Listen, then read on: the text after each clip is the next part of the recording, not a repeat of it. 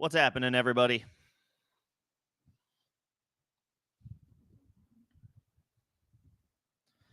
Made it through a rough week 7, I feel like. Some weird scoring weeks. Some injuries that we're dealing with. Trade rumors are starting to swirl. Not just in your fantasy league, but in the NFL.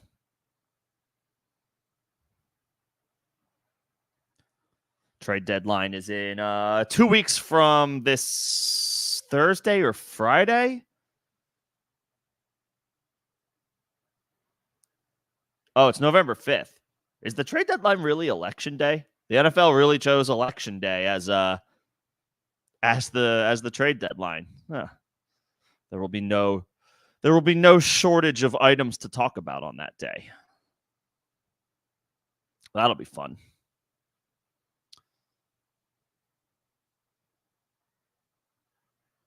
So, yeah, lots happening in the fantasy landscape, the NFL landscape as well. We'll get all into it. I'll give a general overarching thought, as always, on waivers. So regardless of your current situation, I'll just give you some of my preliminary thoughts on what the waiver wire might look like in your league this week. Obviously, if you have a specific situation that you would like to discuss, you can talk shop there. You can ask any questions that you have, and we can sort out who to add and who are we potentially saying goodbye to, releasing to waivers. And then, of course, as always, your questions. And we'll do a general temperature check as well along the way on different things. Trades, injuries, all that stuff.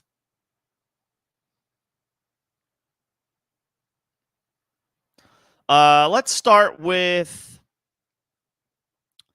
we'll start with injuries and like the most recent information that we have regarding, trade rumors as well. And then that'll guide us into kind of like where to go from there as it pertains to waiver wire assistance. What's going on, Greg? Good to see you. Glad Ertz worked out for you. Kate Otten had a nice day too. I believe he had like 8 for 100. And I only know that because I streamed him in a 12-team redraft league as well. And yeah, that worked out nicely. And now his value is much higher. Evans being out for the next 2 weeks, plus their week 11 bye week. And with Chris Godwin likely done for the season after that nasty ankle dislocation injury that he suffered last night. Brutal.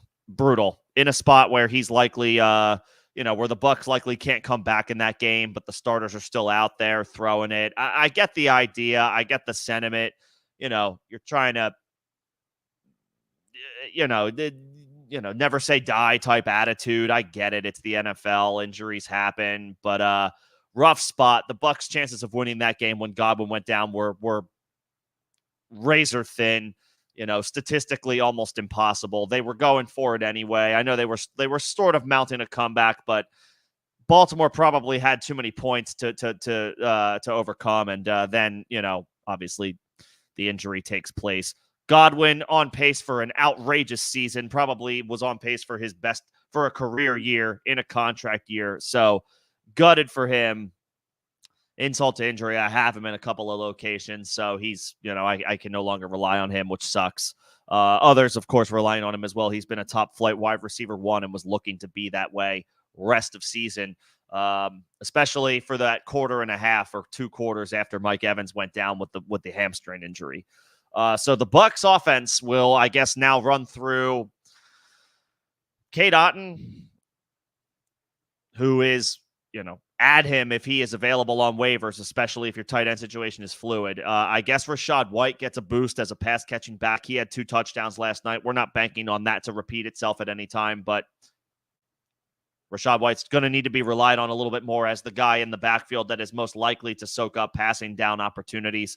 And then, Sterling Shepard, Trey Palmer, Jalen McMillan, whatever these guys can give you. Perhaps the Bucs are also candidates to make a trade and acquire somebody like a Mike Williams, like a Cooper Kupp. Are the Panthers receivers on the block Deontay Johnson, Adam Thielen? I guess is potentially close to a return. So at any rate. We're downgrading that offense. We're downgrading that offense for at least the next couple of weeks. But Cade Otton is a tight end one. Moving forward, Rachaad White, life has been breathed back into his 2024 season out of necessity. Bucky Irving looked good. Figures to continue to have an increased role, especially maybe more so as a runner if Rachaad White maybe sees they could.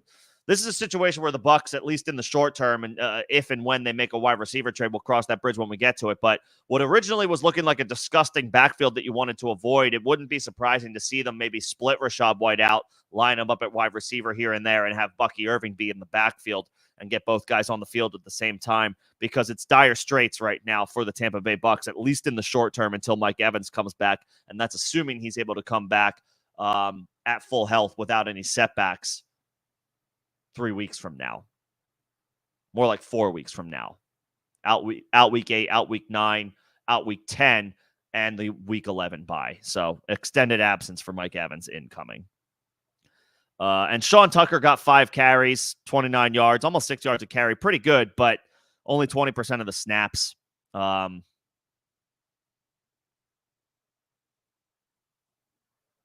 So he could see increased usage again out of necessity, but we need to see how that shakes out first before we move forward with Sean Tucker. So a lot of moving parts with the Tampa Bay Buccaneers. Cade Otton needs to be at or near the top of your waiver wire priorities, especially if you are streaming tight ends. And Rachaad White and Bucky Irving both get a boost from this. Maybe more specifically White as a pass catcher, because the Bucs are razor thin right now in their options. Jameson Williams, 2-game suspension. Just another, what the hell, man? This is now, it's a 2-game suspension, so it's not that bad, but still, this is the second year in a row. We'll give him a pass on his rookie year, the torn ACL. He missed a lot of time. Basically, his rookie year was last year. There was nothing he could do about that. Last year, though, 6-game suspension for it was reduced to a 4-game suspension for gambling or betting on other teams. The suspension was reduced because it wasn't NFL related, so that was good. But it's just come on, man. Now we got a second strike, a suspension for, I believe, was it performance enhancing substances potentially? I mean, it's dude, come on, we can't keep having this. Yeah, performance enhancing substances. So we're down JMO for weeks 8 and 9. Hopefully he comes back and becomes a regular contributor, remains a regular contributor for week 10. This is a boost for Sam Laporta. Who was excellent last year, I guess at this point at the expense of JMO's early season absence, and then they just kept rolling with it. Those roles kind of flip-flopped this year, with JMO kind of taking over in the early onset as the guy, as their playmaker opposite Amon-Ra in the pecking order in the passing game. Amon-Ra Sam Laporta has a chance to kind of reemerge over these next couple of weeks, maybe gain some momentum for himself. So if you have Sam Laporta, continue to hold. If you're in trade conversations to potentially acquire Sam Laporta, maybe try to speed that up or fast track it.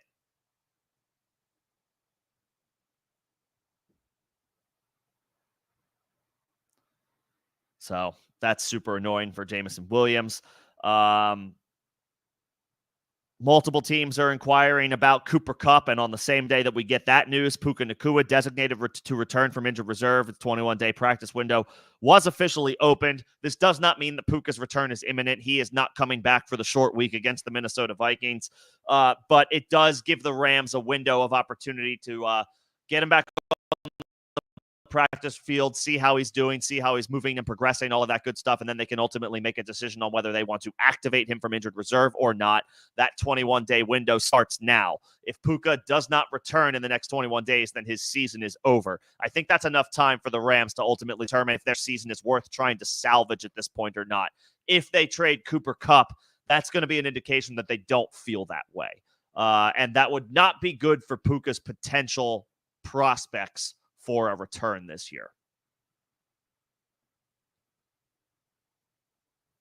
Did the Rams beat the Raiders this past week? They did, but they bring their record to 2-4, and I guess they're not totally dead yet because San Francisco's 3-4. Seattle beat Atlanta. They're 4-3.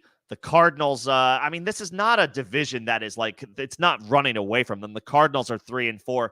I mean, they're a game back of being tied for second place in the division. So on one hand, you could look at the Rams and say, if you're the Rams perspective, if you're the front office, you're saying to yourself, we're not dead in the water in the division.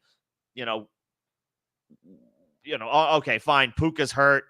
The defense isn't great, but like the 49ers are struggling. They just lost Brandon Ayuk for the year. The Seahawks won, big win against Atlanta. They're 4-3 though. It's not impossible to chase them. And the Cardinals are the Cardinals. They're 3-4. They're perpetually a middle of the pack or average team or so. But on the other hand, they could look at themselves and say, we have a 36, 37. How old's Matthew Stafford? Year-old quarterback. He's not getting any younger. Cup's 31 at this point and 32 years old. 31? At this point, picking up a slew of injuries, like how much does he have left in the tank, all that stuff, so like they're currently grappling with that, right? They're figuring out what they want to do. So you're obviously hoping that the Rams front office is quiet or internally thinking that we still have a season here. We still have a 2024 that we're competing for. And therefore we want to get Puka back out there. But on the other hand, if they trade Cooper Kupp, that's going to be an indication that they're waving the white flag. And while that would be great for Puka's prospects for opportunities when he's out on the field, that's not great for his long-term prospects if the Rams ultimately decide to do something like shut him down in a lost season. So we're treading carefully here with Cooper Kupp and Puka. Obviously, if you have Kupp,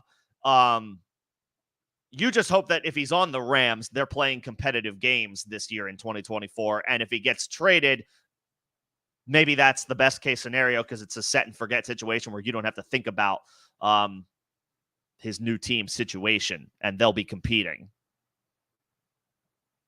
So we'll see. Puka is the one that I'm a little bit more concerned about. The Rams have been conservative with bringing him along, but coming back from the injury, rightfully so. You don't want to mess around with the long-term health of one of your best young building blocks. That's what Puka is for the Rams, one of their best young building blocks to build the team around for the future, not just this year, but years down the road. And if they decide that this year is something that they want to punt on, they're not going to chance or risk anything. Puka will not be out there. So you're hoping that the Rams think that they can compete this year, even at 2-4, if you have Puka. But Kupp appears to be at least tracking to play this week on a short week against the Minnesota Vikings. If he plays, he's in your lineup. And that's all there is to it. We will find somebody else to bump out of your starting lineup to get Kupp into your starting lineup.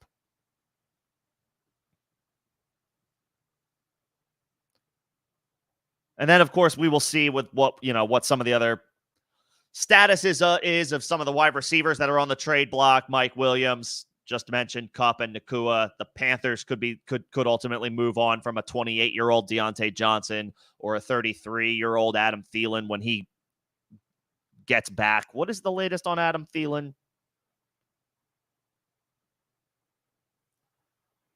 Could return to practice on Wednesday. They're going to open up his practice window. Yeah, so he's 34 at this point. But they have a couple of weeks. They literally have 2 weeks from today to make a trade. So if Thielen is able to get back at some point, and I guess they have until week 9. If he plays week 9 and does well, they could potentially salvage that situation, maybe get a late pick for him. You're probably not getting more than a 6th or 7th for a 34-year-old wide receiver. But some team that believes that they can compete and make a playoff run would be interested in a guy like Adam Thielen's services. Make no mistake, assuming he's healthy. So we'll see what happens. See what happens with potential trades at wide receiver in the NFL. Okay, that's like the latest I have. And then Deebo Samuel released from the hospital today after it was reported yesterday, just ahead of Monday Night Football, that he was dealing with pneumonia. He has fluid in his lungs, not a good development, something that we're potentially looking at a multi-week absence for. He was released from the hospital, which is a great sign. Good news.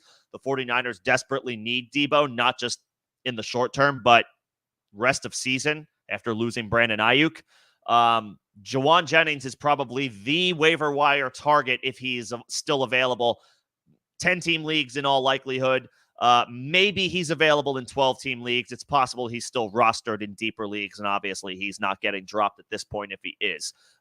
If he's on a roster, he will be held. If he's on waivers, he's probably the trendy guy to grab because now he's a starter for the rest of the season when he's healthy. He missed week 7. He will come back week 8 in all likelihood, and he is going to be one of the starting outside wide receivers for the 49ers for the rest of the season. So top waiver claim, FOB will be spent on him. I would think probably somewhere in the 30% range, especially either if you are hurting at wide receiver, if you specifically have either Deebo or Ayuk. Ayuk lost for the year. Deebo potentially not back until after their bye week, which is week 9.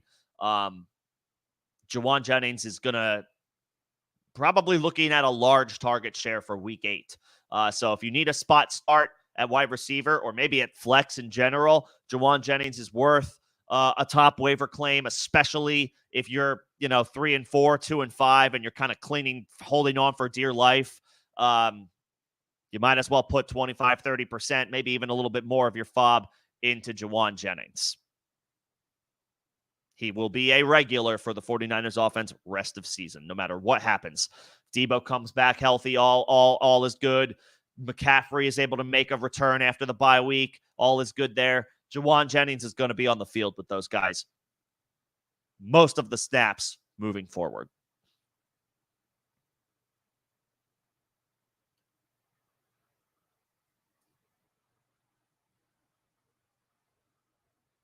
All right. Those are like general thoughts on waivers. And then the latest information that we have as far as last night's what went down last night with Godwin and Evans, and then of course the trade winds are swirling in the NFL around specifically some wide receivers. So we'll see what happens there. All right. Special shout out to my members. First of all, everybody, thanks for coming in and hanging out tonight. But a special shout out to my members, Greg, Nino, Derek, David. Good to see all you guys. Hopefully we got some wins in week 7, but it was a weird week. Fluky week a little bit. It's been a weird fantasy season in general. Like scoring is down. Running backs are all the way back. Wide receivers have been kind of blah. It's been a weird year, but hopefully we were able to pull out some wins and stay somewhat healthy. I will get to questions. Again, as always, members will get first priority to get their questions answered. And comments responded to in priority order. That is a perk of being a member of the channel. If anybody sends a super, if you're feeling so inclined, you don't have to, but that would also be a line jumper. And then I will get to everybody else. I just ask for some patience as I work through member questions and supers. Regardless of whether you're a member or not, I do just ask if you're enjoying the stream, enjoying the conversation, enjoying the dialogue, that you like the stream. That helps me out for algorithm purposes. And it's just a click of a button. It's not too much effort, so I appreciate that in advance if you guys could do so. If you feel like this is worthy of your time and the time of others. Maybe not your league mates. You may not want to let them know about me. Maybe you do. Maybe I keep blowing calls and you want to let your league mates know about them. Either way. Okay. So yeah, Juwan Jennings, top waiver claim. Ricky Pearsall's up there as well. You figure the first round pick is going to get an opportunity now that he is back, especially if Deebo has to miss time. And it's looking like he will miss a couple of at least 1 week was the original expectation. And then, of course, if anything happens to Kittle as well, he is on the injury report with this foot sprain, but it's day to day. Doesn't seem like it's a big deal now, but we got to keep tabs on that. So those are the top guys, the 49ers, depth wide receivers, Juwan Jennings and and Ricky Pearsall. Of course, the Bucs depth wide receivers, until we see them definitively make a move, the guys who are going to get opportunities are Jalen McMillan, their rookie selection this year, Sterling Shepard, he's the veteran, Trey Palmer, he's the depth guy, I guess, of these three guys. Any one of these dudes probably shouldn't cost too much, but with Godwin out for the season, you figure McMillan is the one who is the favorite here. He's the one who projects to be the slot receiver, and that role for the Bucs is vacated now with Godwin's absence. Whether they make a bigger splash or a bigger trade is yet to be seen. We can't predict that type of stuff. So if you miss out on Jawan Jennings or Ricky Pearsall, Jalen McMillan, that's your next best option. That's your next best option.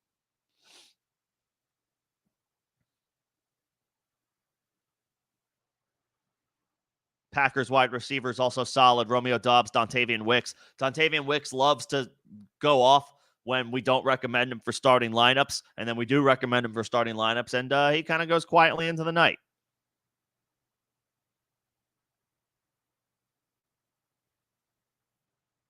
But it's a good passing attack in Green Bay. Any one of those guys can do well at any given time. Cade Otton, again, the top tight end on if he's available on waivers this week. He may not be, but it's possible that he is. I forget how heavily rostered is he in sleeper leagues. He's available in 42% of leagues. On Yahoo, it's probably a little bit lower than that. So almost 60% of leagues on sleeper, Cade Otton is available. If you do not have a bona fide stud option at tight end, go ahead and spend, I don't know, 10 to 15% of your FOB on Cade Otton, maybe even a little bit higher. Again, Godwin is gone for the year. And to the point of these wide receivers that the Bucs have, Sterling Shepard is a vet, but he's older and he's had injury issues as well. So, is he able to hold up over the course of the next 10 weeks with an expanded role at this point in his career? It's fair to question that. And then, of course, McMillan and Trey Palmer are just unproven and inexperienced. So Cade Otton figures to his role is the one that you probably look at moving forward as an expanded opportunity until if and when the Bucs make a trade. And then some depth guys, Ray Davis, Tyler Goodson. I'm kicking myself because I put a video out last week about adding Tyler Goodson off of waivers. It was the right call to add him, but I was hesitant about starting him because Trey Sermon came back and played. But it was Goodson who has been efficient and been better than him through these past couple of weeks and outperformed him yet again. Trey Sermon stinks. Tyler Goodson doesn't. If you are rostering Trey Sermon in the wake of Jonathan Taylor's injury a couple of weeks ago, he can be dropped. Goodson should continue to be stashed, even if and when Taylor makes his return. It could be as soon as this week. Right call to pick him up. Wrong call to be hesitant about starting him because he picked up a touchdown. He scored around 10, 11 half PPR points, and I forget how many catches he had, but it was closer to 13, 14 full PPR points, I believe.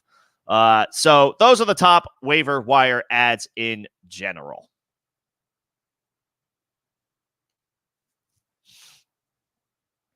All right. Let me get to questions now. Just wanted to do a quick overarching thought on waivers. Again, if you have a specific situation, some of the guys that I just went over might not be available to you, but others might be. Let me know what you're looking at, what your specific situation is. What is your strength of your team? Is it wide receiver, which would be crazy at this point after all the injuries? Is it running back? What do you need a little bit more of? Let me know. However much context you can provide helps me answer the question, whether it's who do I pick up? What should I trade for? Obviously, we'll address trade questions today. If you have start-sit questions, I highly encourage you to either come back on Thursday if it pertains to the Rams-Vikings matchup, or later in the week on Saturday or Sunday when we have practice reports and injury reports and all of that good stuff.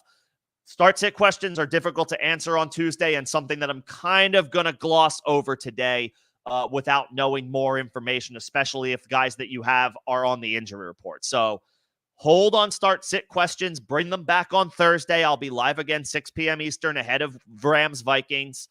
We can go over them then if they pertain to the Thursday Night Football matchup. Otherwise, let's hold start-sit questions for the weekend. We just don't have enough information right now today at this moment in time to make the call on start sits. There's no games tonight. There's no games tomorrow. There's no need to worry about setting a lineup yet. All right. Starting off with members. Again, members get first response. That is a perk of being a member of the channel. Greg, I would move, if you have all three of these guys, I don't know if you may not have added Otten. Who does Washington play? The Bears. I would move from Ertz to Otten.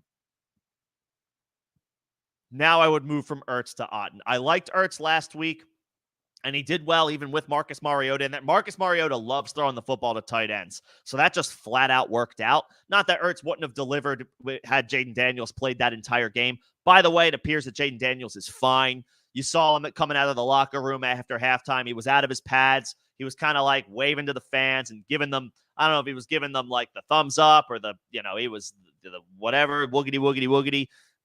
Seemed like he was all good. Seems like he's fine. I don't think we have to be concerned about Jaden Daniels. That was an extreme precaution. The Commanders were boat racing the hapless Panthers at the half. They didn't need to bring Daniels back into that game. Mariota was capable enough of making sure that they didn't lose a big lead, and they didn't. So Ertz benefited. I would move from Ertz to Otten this week, simply because Otten's usage is about to go through the roof. That being said, I mean, if you can get Otten, maybe even try to trade one of those two tight ends. I would probably still prefer to have Ferguson for the long haul. I don't love rostering two tight ends in general. That's just a rule of thumb that I like to live by. So if you have two tight ends, if you have a regular stud in Ferguson and an enticing streamer in Otten, if you're able to add him, I wouldn't spend more than a few bucks since you have Ferguson. In your specific situation, Greg, and let me show this question. I wouldn't spend too much fob on Otten. If you get him, great. I would look to maybe flip him, even in the situation where you get him, to somebody who needs a tight end and just rock with Ferguson. If you miss out on him, you can drop Ertz for something else and move back to Ferguson rest of the season because he's past his bye week, and you can move on from Ertz. But either way, move on from Ertz. Get Otten if you can. Don't spend a ton of fob. And honestly, try to trade him if you get him because you still have Ferguson. I just don't like rostering two tight ends no matter what. Yeah, J-Mo, Nino, pain in the ass, another 2-game suspension. This needs to stop. The trend with Jameson Williams over the past couple of years is like, it's annoying. It's frustrating. It's only 2 games, but it's like, that's not the whole story here. So he needs to chill. he needs to get his head screwed on straight and stop messing up. And again, put him in over, put him in. I would still say Ferguson 1, Otten 2, Ertz 3. Get him if you can. Try to trade him if you do. Don't spend a lot of money on him, though, because you already have Ferguson. Would I trade Kupp for Metcalf or London? No, I would not. I am holding out hope, Nino, that if Kupp is healthy, he's going to play. I don't know if the Rams are going to trade him. The reports are that they would be aggressive in maintaining salary in order to get like a second-round pick for him. So, there could be a contending team enticed in acquiring Cooper Kupp. And then in that situation, he's not going to sit no matter what. I'd rather have Kupp than Metcalf. I'd rather have Kupp than London. I'll roll the dice on whether he gets traded from the Rams or not, because Kupp, when healthy, especially with Puka still working his way back, is a threat to get 15, 18 targets any given week from Matthew Stafford. I would hang on to Kupp. You held this long. Let's just hang on. Because he's going to play this week. He's going to play this week. Short week at home against the Vikings. I want to play Cooper Kupp. I want to play him.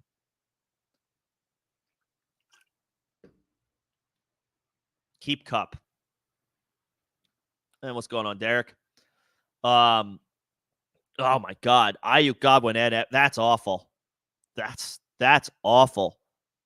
Well, if you have a wide receiver surplus, now's your time to pounce and see if you can get, I don't know, one of their better running backs. That's awful, though. I don't wish injury on obviously any player, and therefore as a result I don't want like a fantasy team to completely crumble. Obviously if it's like a first place team and I'm competing for that number one seed, I'm not going to shed any tears because we've all been there. We have all suffered and dealt with brutal injuries. I have Godwin in multiple leagues, so I'm reeling from that as well. But you never want to see anybody get hurt, especially for a season-ending injury. And in Godwin's case in particular, he was headed toward a fat payday in the offseason, whether it was coming from Tampa or somewhere else in a contract year. He was going absolutely nuts this year.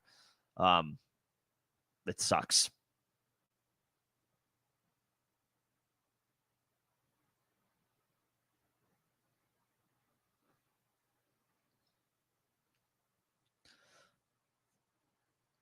Okay, let's see. David's got a full PPR question. Nah, you can move. I would just move back to Dak. Who are the Cowboys playing this week? I mean, I'm not. Baker is no longer startable. For at least right now, Baker is not startable in one quarterback leagues, at least not until Evans gets back. At least not until Evans gets back. So Baker's not startable. The Cowboys have the 49ers. That's right. They have the 49ers, which is by the numbers not a bad matchup. Might be rough sledding for him. But Dak was on a little run prior to the game against Detroit where they got absolutely blasted. He was on a little run where he was the QB 15 or better. So he's got low-end QB1 upside, especially when they have to throw, which in this game against the 49ers, they will. On the road against Atlanta, they will. Against the Eagles, they likely will. Houston, Washington, the Giants. I mean, these are all good matchups coming up. I'll probably just move forward with Dak.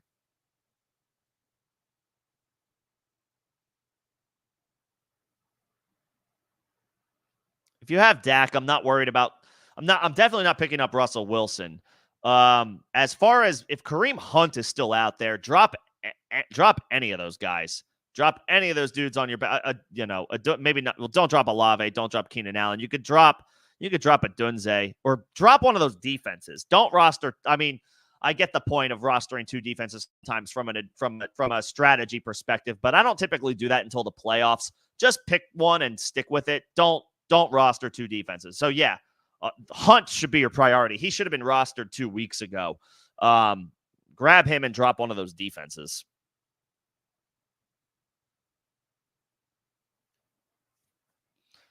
Thoughts on the Kittle injury? Yeah, so they said day-to-day foot sprain. We got to, we're taking it day by day, right? Literally. That's what the report is. 49ers will practice tomorrow. They'll practice Thursday. I would imagine Kittle doesn't practice tomorrow. I would not be surprised to see that, and I would not panic if I saw that.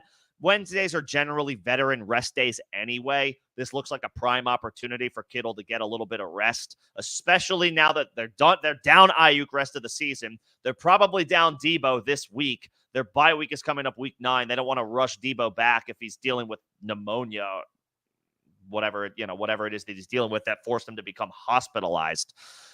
So Kittle's probably not going to practice tomorrow. You hope that he gets a limited session in Thursday. And we know the trend, right? Did not practice Wednesday, limited Thursday, full practice Friday. That's exactly what we want to see from the veterans. We don't care about practice reps for George Kittle, right?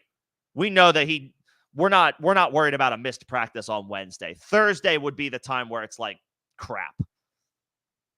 Where it's a little bit more concerning. We got to get through to Thursday. I would ignore tomorrow. Expect Kittle to not practice tomorrow. Veteran rest day. Thursday will be the day where we can kind of start to make a call. If you need to pick up a tight end as an insurance policy, and somebody like Cade Otton is out there, you can, but I wouldn't spend too much money if you have Kittle.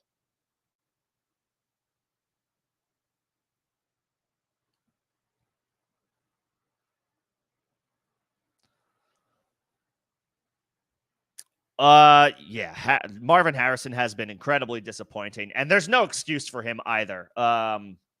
If Neighbors can thrive with Daniel Jones and Brian Thomas can look this good with Trevor Lawrence, who has fallen short of every expectation that we had of him coming into the NFL, then there's no excuse for Marvin Harrison to not be thriving with Kyler Murray. It is.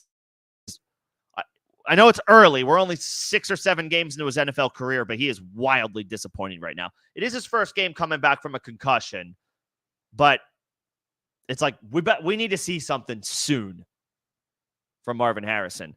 Downs and Pittman are I still am not quite there on dropping either one of them, but holy hell. Anthony Richardson, Anthony Richardson might suck. He might just be bad. And I know I'm still willing to give him a long leash dating back. He played so few games in college, and he was drafted 4th overall basically on upside and the raw potential that we saw from him at Florida. And we saw flashes of it last year before he went down for the season 5 or 6 games in.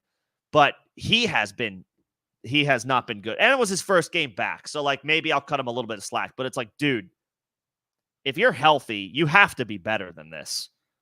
You have to be better than this. And I know they won 16-10, whatever.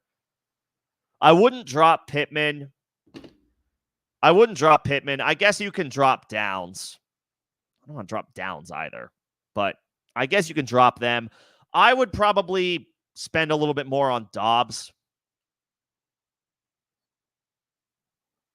Actually, I'll spend more on McMillan.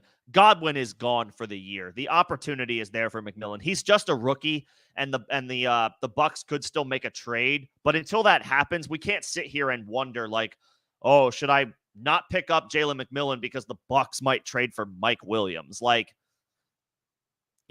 would pick up McMillan. I would do a fob dump. You can, do the fob dump on Jennings and then maybe sprinkle a little bit on McMillan. That's the move.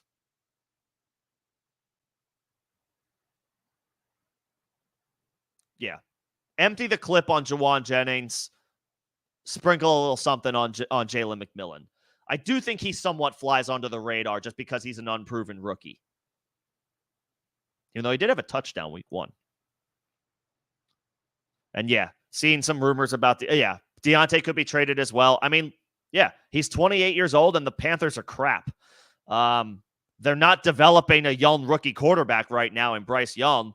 So this is hyperbole, but what do the Panthers care if Andy Dalton fails? They're going to be picking at the top of the 2025 draft regardless. So, I mean, the acquisition of Deontay Johnson made sense if you were planning to try to get a veteran wide receiver in there to develop Bryce Young, but they're not doing that right now because he hasn't proven that he's earned the right to be on the field. So, if they're not going to roll Bryce Young back out there, which they still could, but if they don't plan to, then what's the point of having a 28 and a 34-year-old wide receiver? Who cares? From the Panthers' perspective, what do they care if Andy Dalton struggles rest of the year? They have their sights set on yet another high first round pick, although this time they'll get to make it.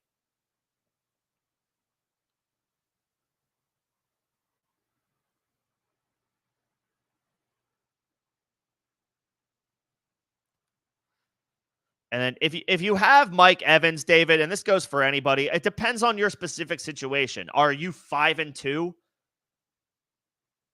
Are you 6-1? Are you 4-3, but you scored a lot of points, so you're in good shape right now, you're sitting kind of nice? Then don't do anything. Just hang on to them. Are you 2-5? Are you 3-4, and maybe your point total's a little low, so you're kind of down in the standings? Then you probably need to. Then I would hit up your league mates at the top of the standings and dangle Mike Evans as a guy that they can stash for their playoff run in exchange for a guy that can help you now. It all depends on your own personal situation. So that goes for anybody. If you're in good shape, stash Mike Evans. If you're 5-2, you have your sights set on the playoffs. Even if you're 4-3, if you've scored a lot of points, you're in good shape, you feel good about your team, you're stashing. But if you're struggling, if you're in 8th, 9th place out of 10 teams or 9th, 10th place out of 12 teams, and you just lost Mike Evans, well, now it's time to, kick the tires on a trade, send him to a league mate who is 5-2 or does have a good record, and get a player who is healthy that can help you now. because an injured dude doesn't help a 2-5 squad. So it all depends on your specific situation.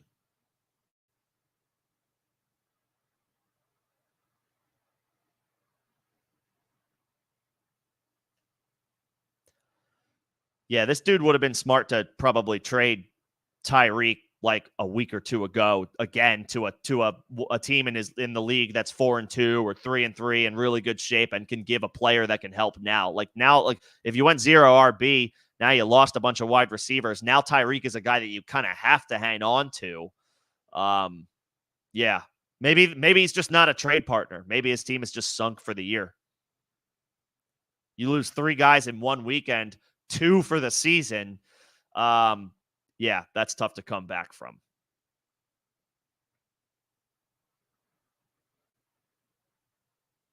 It's tough to come back from. All right. Those are all the member questions I see. If any of my members have another question, or if I see any other members pop in, I will make sure to get to them. Again, that is a perk of being a member of the channel. I will get to your questions first. But those are wrapped up for now. If any members need any more context or anything else about the answers that I gave them, let me know. Otherwise, I will move back up to the top and start to get to everybody else. Appreciate everybody's patience. That's right. Theo made a trade in Dynasty, Ridley, and a slew of third-round picks for Travis Kelce. Yeah, look, I mean, it's a one-game sample. We can't. I mean, if you have a couple flex spots, now you can start both of these guys. So it's one game. You're still a contender after one game. If you're not a contender after a one game like poor performance, then that's a different story. But I think you're fine overall. You could try if you want to try Derrick Henry, that's fine, but you're going to have to give up the beach house, the house and the beach house to make that happen. I can only assume. But best of luck. Whatever assets you have, if you can make it happen, make it happen. So to pick up McMillan and replace Tank Dell, yes, pick up McMillan. I'm not giving up on Tank Dell yet. I know he goose-egged. He should have caught a touchdown. He dropped it. He had a nice game last week, not week 7, but week 6. I'm not giving up on Tank Dell. I'm not dropping Tank Dell. There's got to be somebody else at the end of your bench that you can drop. But I do want to pick up McMillan. Like, yes to picking up McMillan, no to dropping Dell to make it happen. If you can do that, trade, then the answer is yes. Jaden Reed is a stud. I actually don't know what he did this past week. I will look up now. And I'll be honest, I don't care what he did. I don't care if he had a bad day or a good day. I feel like I missed a lot of that Packers Texans game because I had to get some. 2 catches, 10 yards. Yeah, I don't care. Jaden Reed is a stud. I don't care that he only had 2 catches for 10 yards. He will course correct and fix that most weeks. He's not a guy I'm worried about. If you can pull that off and you like your running backs because you're giving up a running back without getting one back, then sure, I'm fine with that. Because Marvin Harrison Jr. has been wildly disappointing, and this is not a sell low for Marvin Harrison Jr. Jaden Reed is good. And as it pertains to Chuba, I mean, if Jonathan Brooks is coming back soon, then how effective will Chuba be? So yeah, I'm fine with this move. I'm fine with this move.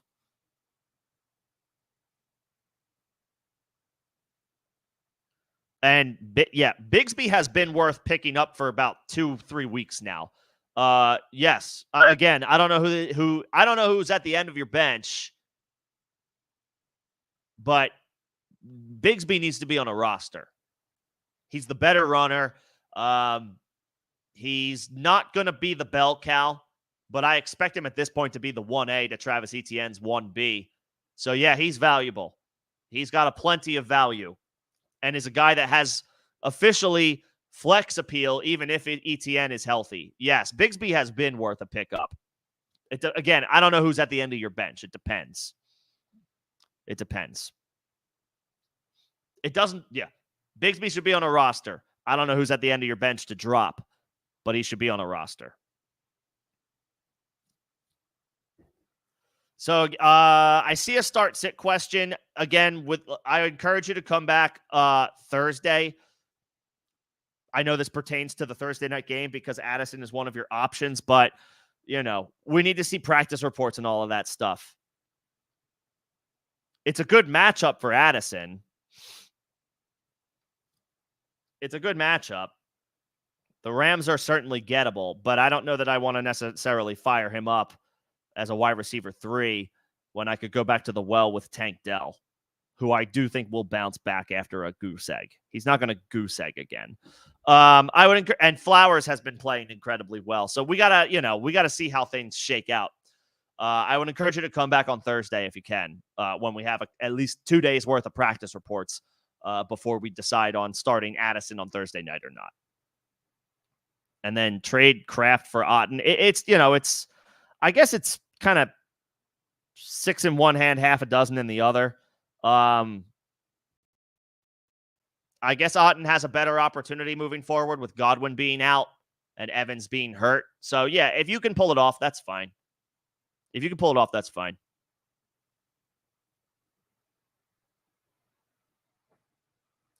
Don't mind it. Although Kraft did have a nice catch for a touchdown this past week. Otten had a good game, though, 8 for 100. And you figure, I'm not predicting 8 for 100 every week, but he's going to get 8 or 9 targets a week, at least over these next couple weeks when both, not just Godwin is out, but Evans is too.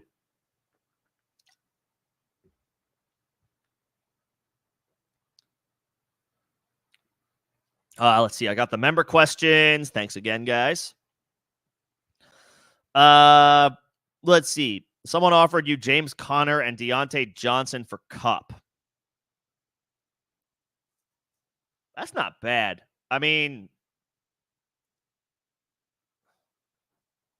Kupp is that dude and could be as a wide receiver 1 any given week. But, I mean, Conner's playing quite well, which has been pretty standard for him since he got to Arizona. When Conner's on the field, he plays well. Obviously, he's an injury risk, but older running back, blah, blah, blah. But like every player in the NFL is an injury risk. Like the wide receivers are typically, they get through games more unscathed on average than running backs. And here, like the wide receiver injuries are going nuts this year. So go figure. Nobody knows anything. Anybody who claims to know everything doesn't. So, yeah, I mean, to get the 2 for 1, especially if you could use some running back help. I don't remember who your running backs are, but yeah, sure. I'm always enticed by a trade where I get to acquire a running back without giving one up. And you get a supplemental wide receiver in Deontay Johnson. He is a little bit more volatile week to week. He's not a slam dunk wide receiver 1 because Andy Dalton can turn into a pumpkin at any moment like he did this past week. In a good matchup, too. Like, go figure. Dalton's had good, Dalton's been good enough to prop up Deontay to the tune of a wide receiver 1 performance a couple of weeks. And then he's done nothing 2 other times. So, I mean, he's definitely volatile, whereas Kupp is, when healthy, significantly safer. But the fact that you're getting a 2 for 1 and one of those 2 is a rock solid running back, yeah, I think I would probably take that. Unless you're absolutely loaded at running back and just don't need the help or the depth. But there aren't too many teams who can claim that.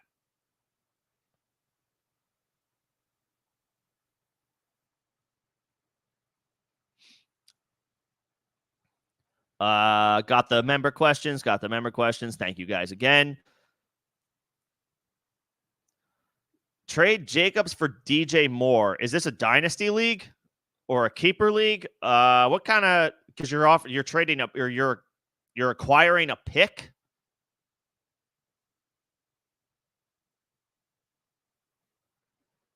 Is this, I guess this is obviously not straight redraft. I mean, if you are hurting at wide receiver, then I don't mind it. You're getting more past his bye week. You maintain Kamara, assuming Derek Carr comes back within the next couple of weeks, which I think I saw that he is, which will help the offense. He's completing throwing sessions. That was earlier today. But Carr might not be ready for week 8. I don't think that's a huge surprise. I don't think we were expecting Carr to return for week 8. But if he's able to return week 9, I mean, there's some good matchups on paper over the next couple of weeks for the Saints in starting week 9. Panthers, Falcons, Browns, nothing scary about those matchups by the numbers. I mean, you maintain Kamara. Hunt has been a revelation. Chuba and Bigsby are still solid depth. Yeah, if you can make that happen and you really need wide receiver, I'm fine with that. I'm fine with that.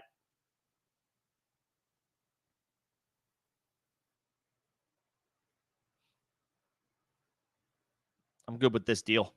Been a subscriber 2 weeks and got 2 dubs in the win column. That's what it's all about. I love to hear it.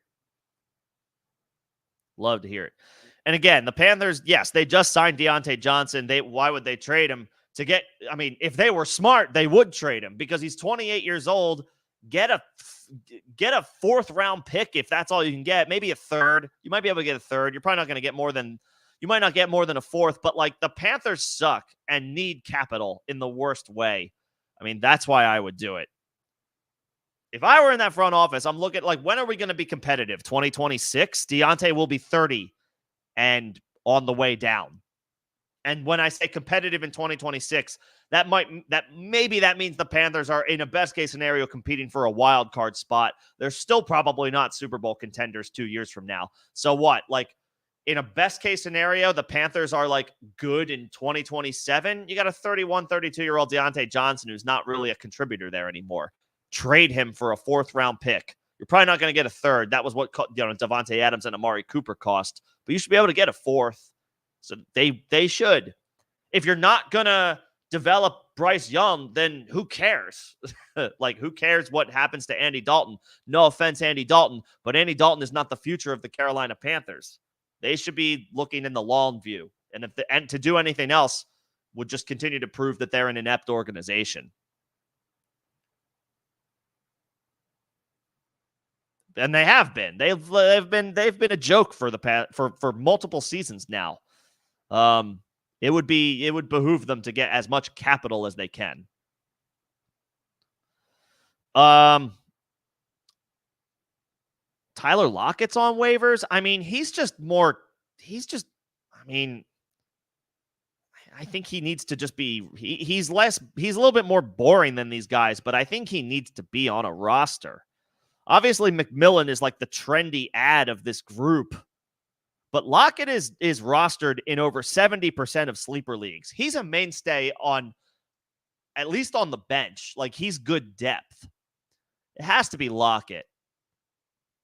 Then McMillan, then Dobbs. I mean, Coleman had a nice day too, but like, does that continue as Amari Cooper continues to get acclimated in the Bills offense?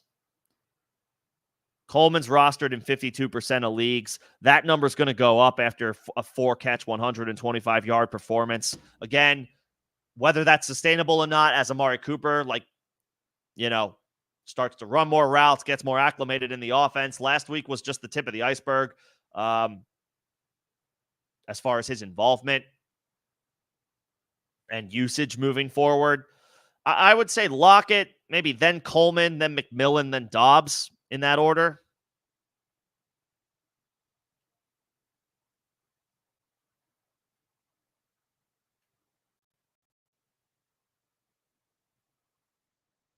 But I would say Lockett. He's just a crafty, savvy vet. I mean, you can spot start him in certain areas for sure. These other guys are, Lockett's just more of a proven commodity. I would target Lockett. Then Coleman, then McMillan, then Dobbs.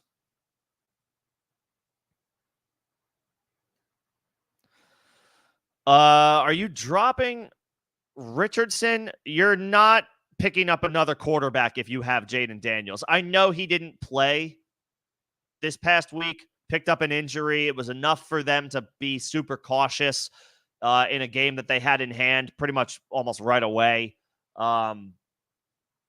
We're not worried about his long-term prospects or availability. I don't remember when Washington's bye week is. I'll look that up right now. No, I would move forward with Daniels. I would bench Anthony Richardson. I would hang on to Anthony Richardson.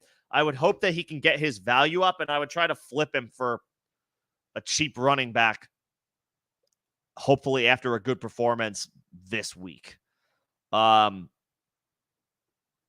Again, similar to tight ends in one quarterback leagues, I hate rostering two quarterbacks. I'd rather just roster one and rock with that guy, and you have that guy in Jaden Daniels. There is never any reason outside of Jaden Daniels' bye week or an injury to ever consider playing another quarterback over Jaden Daniels. And as far as the injury goes, I'm not really worried about like injury insurance because quarterback is the easiest position to stream in shallow or 10 or 12 team one quarterback leagues. It's an easy position to stream. Maybe not every single week, but week to week.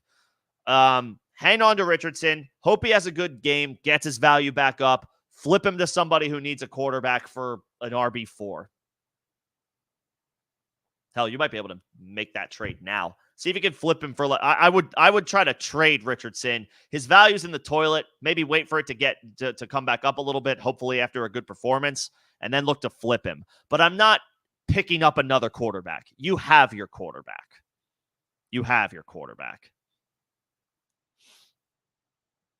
I got the other member questions. And then again, Jennings is number one. Empty the clip. I mean, if you have, I guess, if guys like Sutton and Tolbert are available, I mean, Sutton just goose-egged, so I understand wanting to pass on him. But he is, I think, viable depth and worthy of a roster spot. But Jennings is probably the more valuable player at this point in that offense with Brandon Ayuk down for the count.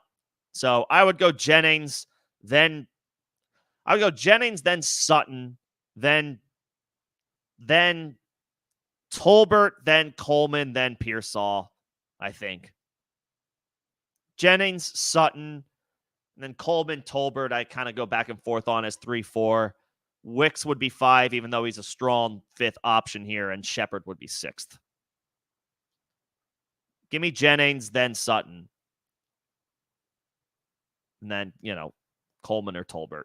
I guess Coleman, he's a starter in all likelihood, no matter what, whereas Tolbert maybe moves in and out of the starting lineup when Brandon Cooks returns. In that order. Drop Laporta. No. Absolutely not. He gets a boost over the next 2 weeks. Jamison Williams has a 2-game suspension looming, and he's going to miss week 8 and week 9.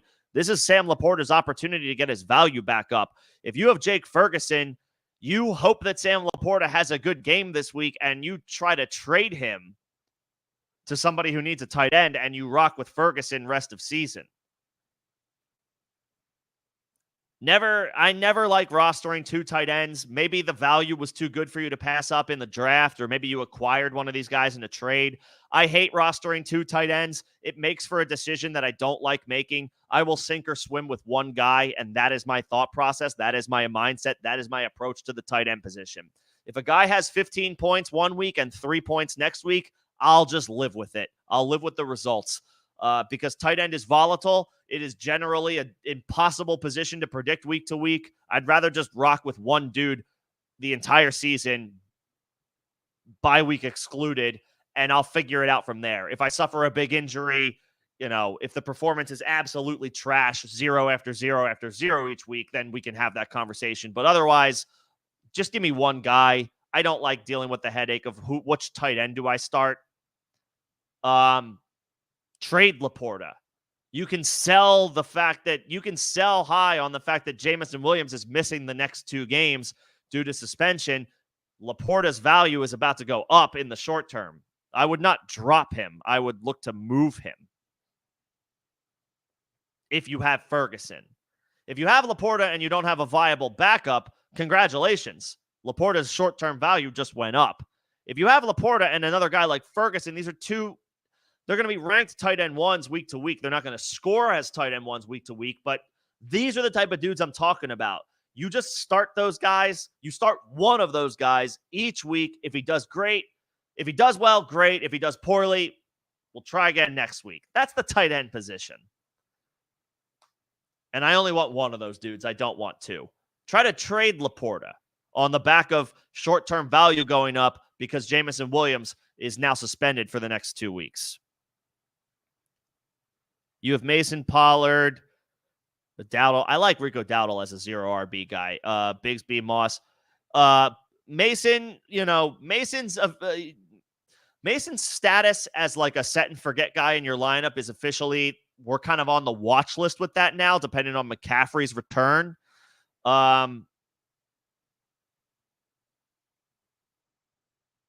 So I don't mind the acquisition of Connor and Deontay for Kupp. Yeah. You have Pollard, you have Dowdle. Awesome. Bigsby, good depth. Moss, blah depth right now, but still some value because a healthy running back has value no matter how you slice it. I would make the deal. It diversifies your running back depth.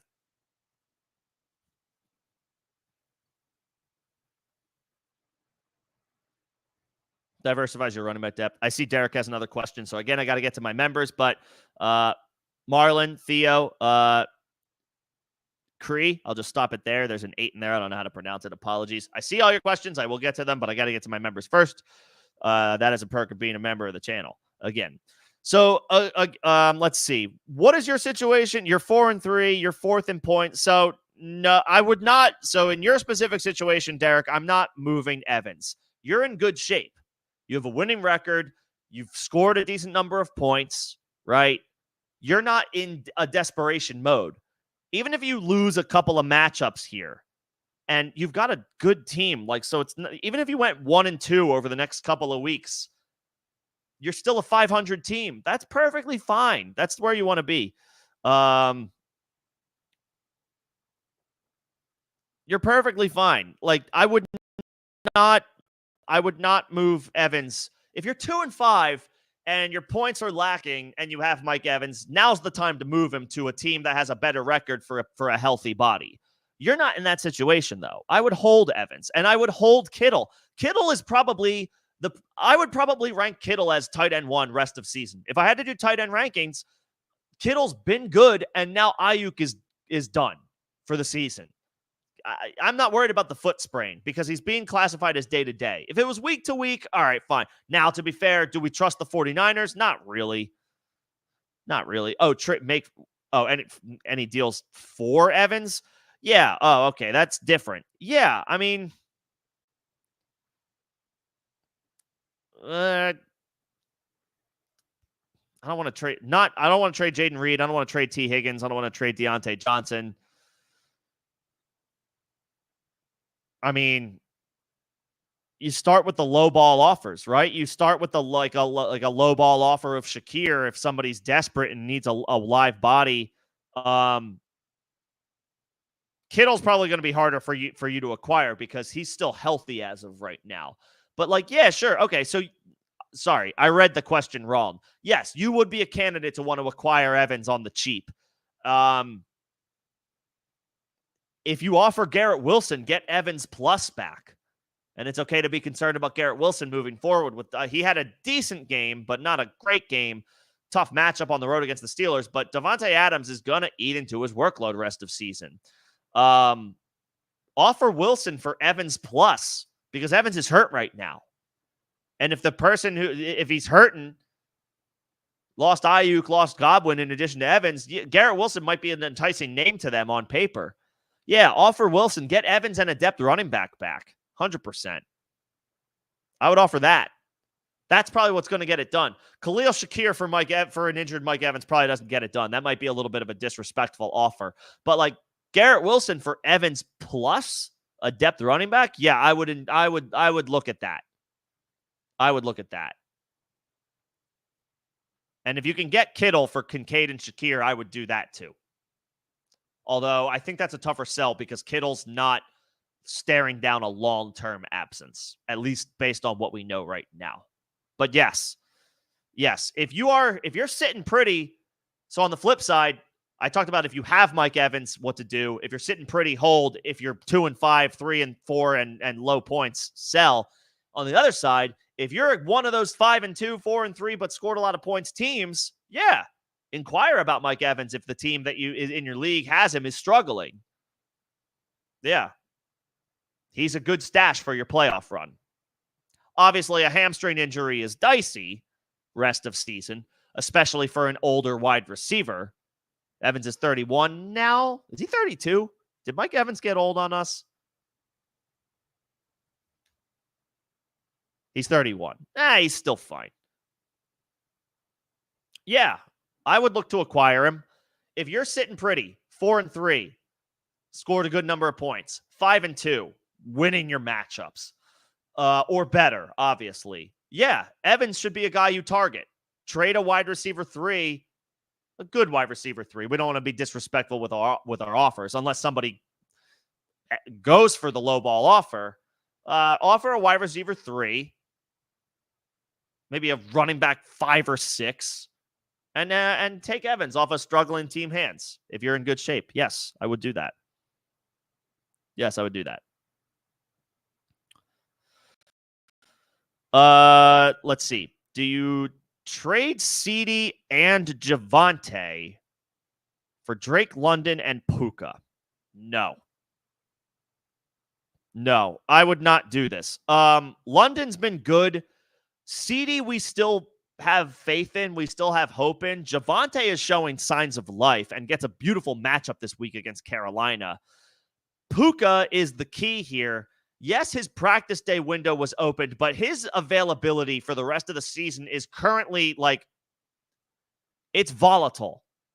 The Rams are reportedly shopping Cooper Kupp. They're 2-4, and the division is not out of reach. 49ers are 3-4. Cardinals are 3-4. The Seahawks are the only team in the division with a winning record, 4-3. But the Rams stink, and they may be, they're never going to admit that out loud, but their front office might be huddling, thinking to themselves, we're not good enough this year. Let's sell Cooper Kupp. Let's maybe even sell Matthew Stafford for what we can. I don't know if that'll necessarily happen. And then in that case, they're going in the tank.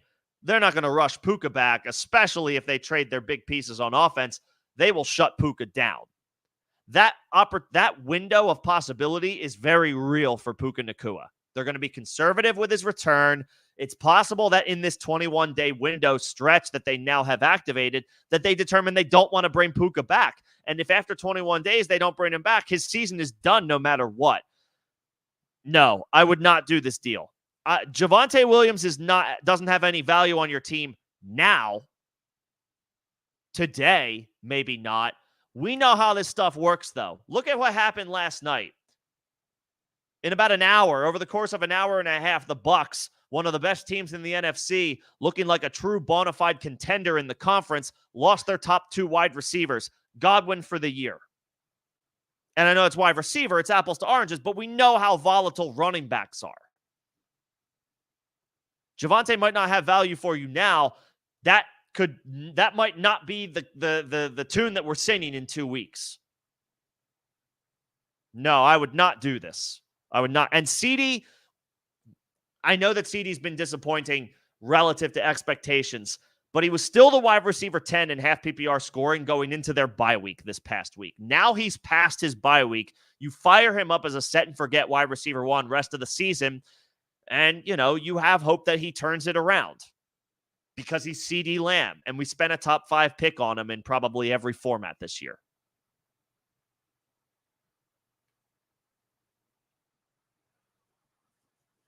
No, we're not. I'm not. Yeah, I'm not doing this. I'm not doing this deal. No. You offered a late first Theo for Derrick Henry. He wants a first and a second. Yeah, I mean, that's honestly, he could you probably can't ask for that much more. Henry's a 30-year-old running back, but Henry is a cyborg. Derrick Henry is not from this planet. Derrick Henry is like an early adaptation of those Tesla AI robots that everybody's memeing about on Instagram, where they'll eventually be in our homes doing our chores before they take over the world. Derrick Henry is a machine. I wouldn't be surprised if somebody asked for a little bit more for Derrick Henry. If you can get him for a first and an early second, and you're contending, and if you're already a top 3 team, without Derrick Henry, and a first and a second in Dynasty makes you, puts you over the top for Derrick Henry, yeah, I'm fine with that. We're trying to win a damn championship here. Derrick Henry's going to help you do that. Derrick Henry's probably going to help a lot of teams win a title this year. So, sure, yeah, that's fine. If you offer a first this year, it'll be the 112 anyway if you win the chip, or however many teams are in your league, 110, 112. It's the last pick in the first round either way. At worst, it's a bottom 3 pick.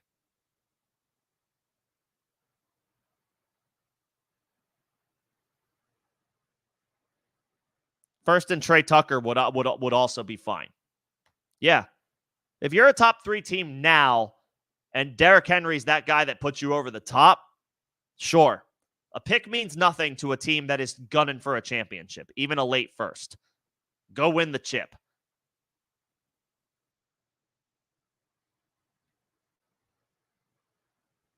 Go win the chip.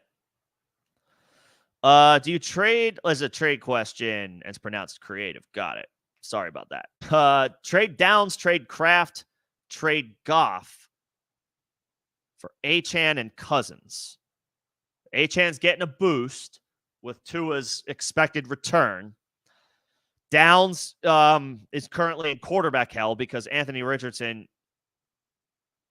is not an accurate quarterback right now, and that's as nice as I can be. Who is your tight end if you're trading Kraft?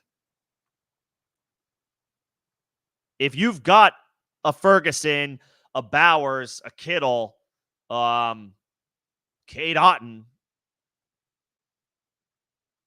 even Kelsey, I know he dudded out. Maybe you have Mark Andrews, who is showing signs of life the past couple of weeks. Then yes, Tucker Kraft is expendable.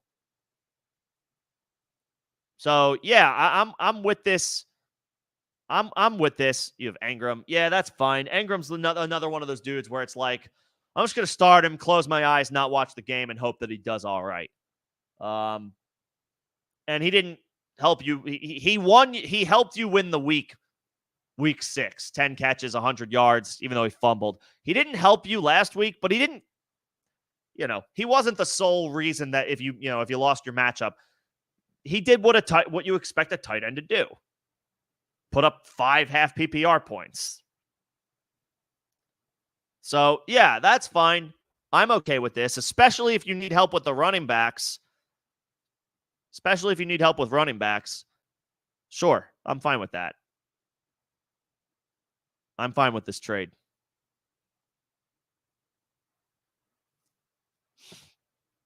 I'm fine with this trade.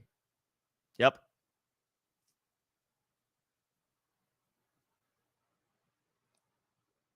Yeah. Achane especially gets a boost with Tua coming back. We can pencil him back in. If with a fully healthy Tua, obviously that's a lot to ask. But on paper, a fully healthy Tua vaults Devon Achane back into that top 6, 7 RB category any given week. I got Derek's questions. I don't see any new member questions, so I'm going to keep it moving. This is another trade. Saquon Mixon and Brian Thomas for Bijan Montgomery and Reed.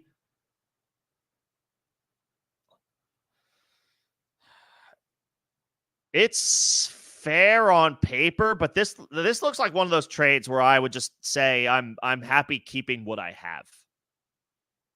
Saquon, Bijan, wash.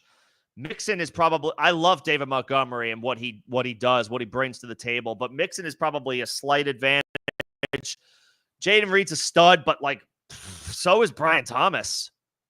This is one of those trades where it's like I'm tempted and it's fair.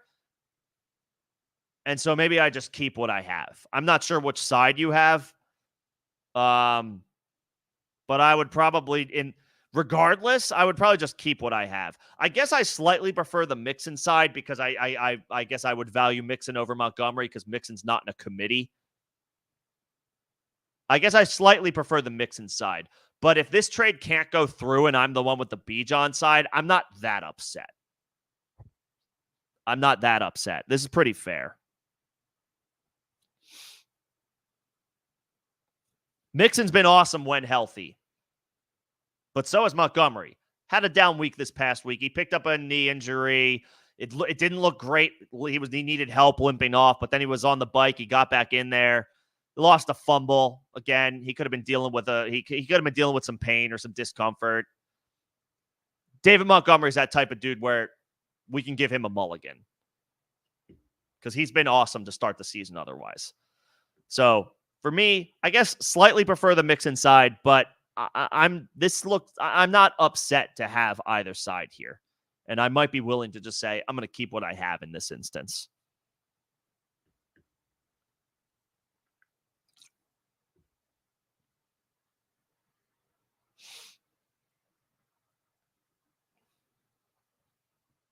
And do I think, yeah, I mean, okay, so I always tell people this. If you've got a trade on the table and what I tell you or the thoughts that I give you aren't jiving with what your thoughts are, go with your own gut. Make the trade. I always. I'm just here to offer some thoughts. If you like the move, make the move. Make the trade. I don't want to deter you from making something that in your head and in your heart and your brain makes sense. Do it. I am just voicing what I think is a potential outcome that is very real for a guy who has basically not played this year. What did Puka play? How many snaps did he get week 1? I don't even remember. By the way, the NBA is coming back in like 10 minutes for anybody who's a basketball nut. Just diversifying the topics a little bit. I have one fantasy basketball league. And I had a dinner that I had to go to like 5 or 6 rounds in that I forgot about. So I was like on my phone, like walking and drafting. I have one fantasy basketball league, and it will not expand beyond that. As opposed to my like 5 or 6 fantasy football leagues and my 70 some odd best ball leagues. We're not going to talk about all that though. Although I'm not doing okay. I'm not doing bad in best ball. How many snaps did Puka play week 1? 32% of the snaps, however many that was. He was well on his way to doing well, but we all know what happened after that. So, yes, I think the possibility does exist. We see it happen all the time in the NBA. And I'm apples to oranges comparison, and the NFL is by no means anything like that. But it's not crazy to consider that a tanking team that admits and realizes that their season is in the toilet and they need to look to the future shuts down a young, promising building block of a player who is not 100% healthy. But if you believe that Puka comes back and lights it up, especially if Kupp gets traded, then by all means make the move. I don't want to deter you from doing something that you believe is a good call or a good move for you. You're also giving up a running back without getting one in return. And just a general rule of thumb, blanket statement, I'm not crazy about doing that. Because running back depth can die like that.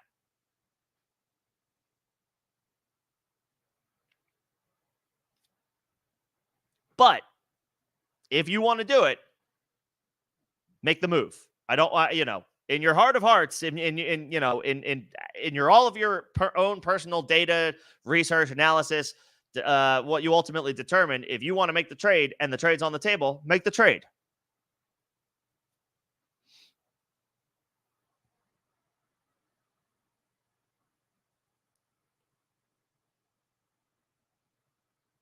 I get the concerns. I'm personally buying CD. I don't want to sell CD. I would be buying CD Lamb.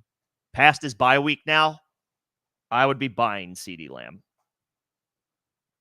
I would not sell him. The Saints just extended Alvin Kamara, a new 2-year, $24.5 million deal. Kamara gets yet another payday. Good for him. Good for Alvin Kamara. That's fun.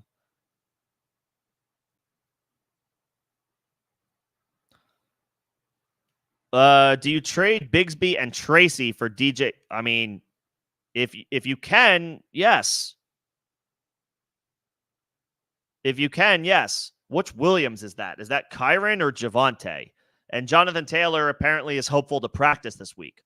Don't know if that's going to happen, but at least his timeline is, back on track, so to speak. His return is possible sooner than later. Yes, if you can trade both of those guys and you need a wide receiver, I'm happy to end up with Moore or Brian Thomas. Honestly, take your pick. DJ Moore passed his bye week, wide receiver 1 for what looks to be an ascending Bears offense. Brian Thomas is just an ascending player in general who looks damn good. I'm fine with either one of these. I'm fine with either one of these moves. Yep. Good with either one. We got some good calls week 7. Love it. Love to hear it. Hopefully that resulted in a win. Yes, at this point, I don't want to drop Josh Downs. I really don't. I think he has talent. The question is not him. It's Anthony Richardson. But if he's the last guy on your bench and that is your ticket to get Jawan Jennings, then I'm okay with it.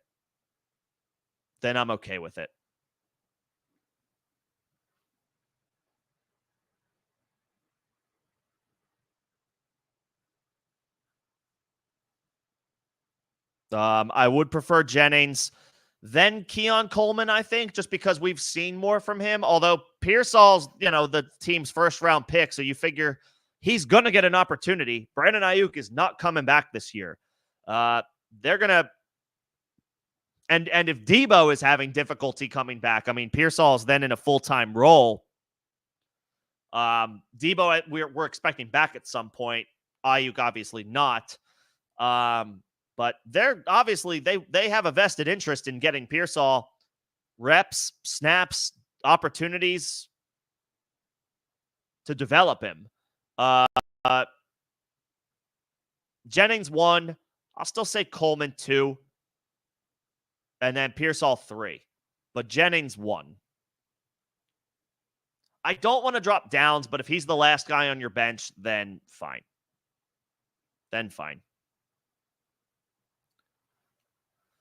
And is it okay to drop Godwin? Yes. It pains me, but yes, he's out for the season. He's out for he's in all likelihood out for the season. They are apparently keeping hope alive that he could return for the playoffs, but that's not the fantasy playoffs. That's the NFL playoffs. If you need the space, which you probably do if you made a 2-for-1 trade, Godwin can be dropped. We pour one out for him. We're pouring one out for Chris Godwin tonight. Was on pace for an outstanding season. Was probably going to get a fat contract in 2025. That is not going to happen. You hate to see it. He can be dropped in all redraft leagues. He can be dropped in all redraft leagues.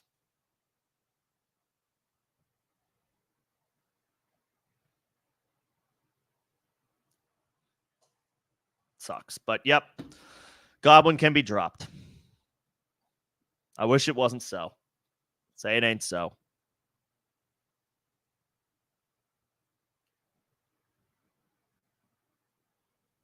You already got the guy with buyer's remorse. Jesus. These people need to think their trades through a little bit more. But if it's done, then it's done. That's it.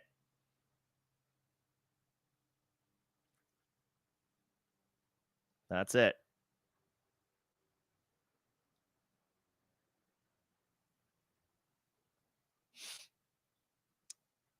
Okay.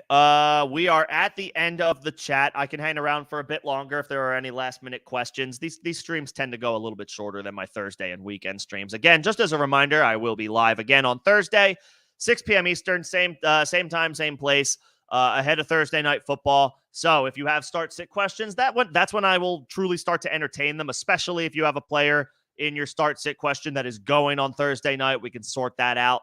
I do encourage that if you have start-sit questions that don't pertain to Thursday night, that you try to make time to come on the weekends. Saturday, 2 p.m. Eastern, Sunday, do we have another? The London games are done. Is there a Germany game this week, or is that not until week 9? I will check that. I will answer my own question. If there's not an early game, I will do another start-sit stream Sunday morning. I typically go live 11 a.m. Eastern. I'm looking for week 8. There is no Europe. There's no Europe game week 8. It's when is that Germany game? It's week 10. That Giants Panthers slugfest in Munich. Sorry, Munich. So we will have a couple of Sunday start-sit streams over the next couple of weeks, week 8 and week 9, 11 a.m. Eastern, leading up to kickoff. If you can't make the Saturday one, that's when I definitely encourage start-sit questions when we have the full slate of injury reports, practice reports, all that good stuff to work with and go off of to figure out what to do with your starting lineup. Some final thoughts again on like waiver wire priority. Juwan Jennings is at the top. He's the vet. He looked great when he had an opportunity when Ayuk and Debo and Kittle were all out of the lineup. I think that was week 4 when he went nuts. We're not predicting or projecting that he does that again. It's probably not going to happen again, but he is a mainstay in the offense moving forward with Ayuk out and likely Debo missing week 8. Juwan Jennings is probably looking at a 12 to 15 target game. So he's the top priority on the waiver wire. Ricky Pearsall, Jalen McMillan, these are the guys that are next up. They have their opportunities way out in front of them, especially McMillan.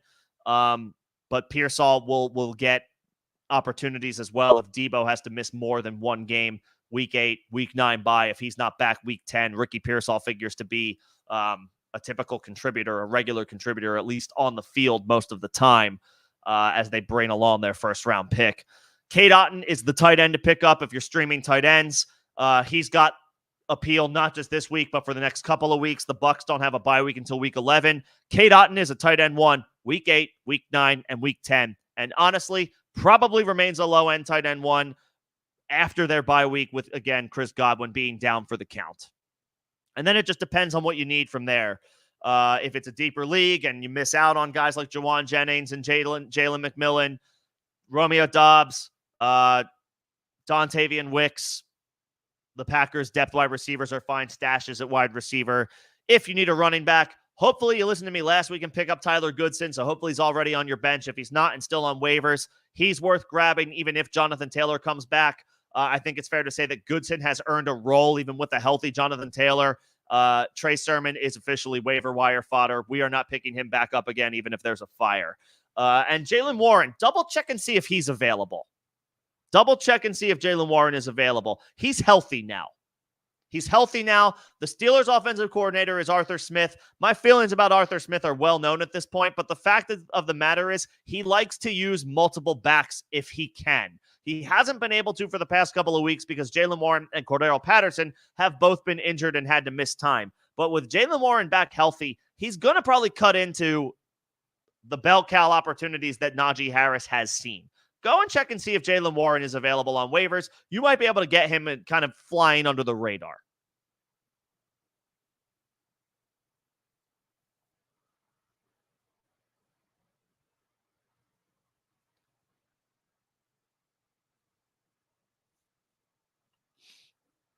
And yeah, Greg, drop Ertz for Jennings.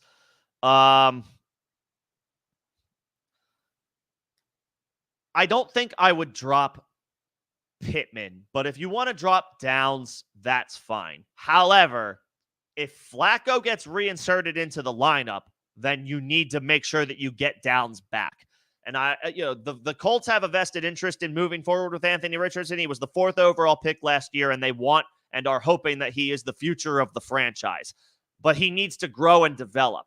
That is going to stunt the effectiveness of Josh Downs in all likelihood in the short term. But if Flacco gets back in there, Downs needs to be back on your roster. So if you do drop Downs for a guy that is maybe more likely to help you in the short term, like a Jalen McMillan, that's fine. But keep eyes and ears, close to the ground. If Richardson gets benched or gets hurt again, Downs needs to be back on the roster because Flacco likes throwing him the ball. and makes him a borderline wide receiver 1 when he's in there. But yes, drop Ertz for Jennings, pass on Otton, move forward with Fergie Ferg, and get another wide receiver instead of rostering 2 tight ends. Downs is fine to drop if he's the last guy on your bench if you need to for like a Jalen McMillan or a Romeo Doubs. Okay, we'll keep eyes on any other last minute questions, but hopefully this session was helpful for everybody as we move through waivers and the general temperature check around the NFL as it pertains to fantasy. Otherwise, if there's nothing else, I think that might do it for this evening. I will be back Thursday, 6 p.m. Eastern. I will be back Saturday for Start Sit Help, 5 p.m. Eastern. And no London game this week, no European game in general this week. That frees up time for a Sunday morning Start Sit stream. Probably looking at 11 a.m. Eastern for that one.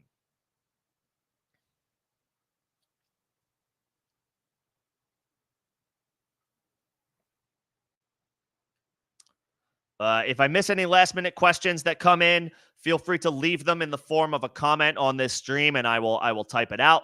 You can also join my Discord if you're not in there and have Discord and would like to. That is the second link in the description of this live stream and all of the videos and streams on the channel in general. That is an evergreen free invite. Members will get answered faster, priority order. Again, the perk of being a member of the channel. But you are free to join the Discord. If I'm not available over there, you can crowdsource from the general public as well if you have questions or thoughts that you want to run by anybody.